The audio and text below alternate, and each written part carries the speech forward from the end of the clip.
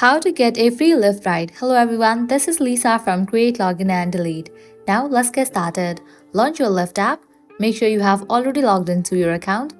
Now at the top left corner, you will find 3 bars. Click on it.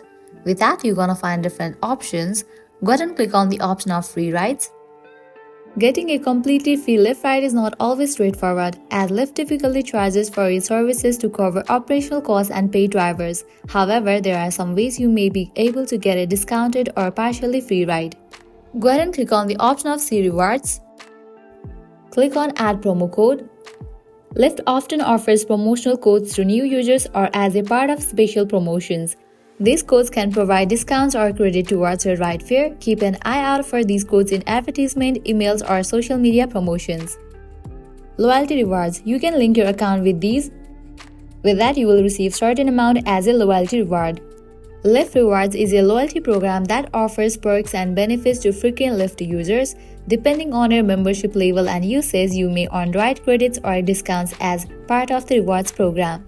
Also, you can refer Lyft to friends and get the discount.